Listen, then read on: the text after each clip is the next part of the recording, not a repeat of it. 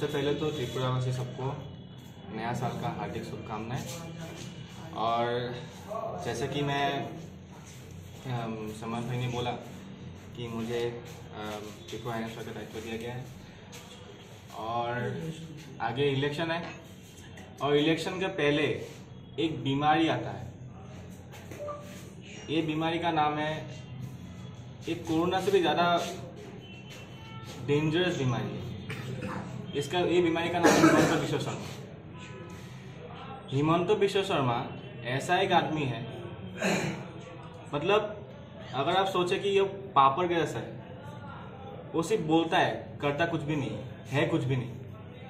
मैं आसाम से बिलोंग करता हूँ, आसाम का वो सीएम है।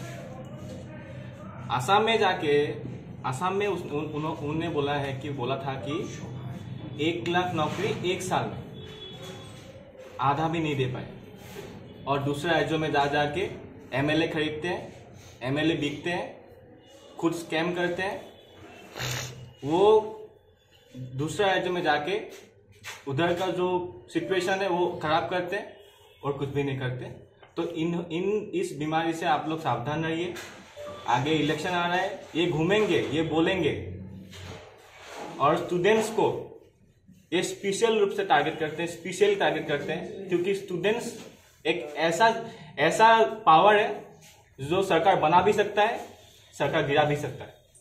तो सबको एक ही मैं रिक्वेस्ट करना चाहता हूं, त्रिपुरावासी सब स्टूडेंट्स, यूथ, आप लोग ये बारबरिक शासन से, मारामारी, ये सब से आप 7 बजे के बाद त्रिपुरा में निकल नहीं सकते।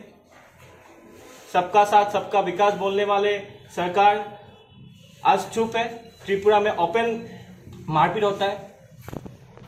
तो आप लोग सावधान रहिए, सोचिए और आने वाले 5 साल आप लोग अच्छे से रह सके, अब हम लोग का फ्यूचर अच्छा हो, नौकरी मिले, खाने के लिए अच्छा सुविधा हो। तो आने वाले समय में एनएसवाई सम्राट जी के नेतृत्व में सारा कुछ चीजें जो स्टूडेंट स्ट्राइक्स है उन लोग के लिए हम लोग लड़ेंगे और हम लोग डट के खड़े हुए हैं। इन लोग से हम डरते नहीं है। राहुल गांधी जी ने यही सिखाया है कि हम लोग डरेंगे नहीं, हम लोग जीतेंगे। धन्यवाद।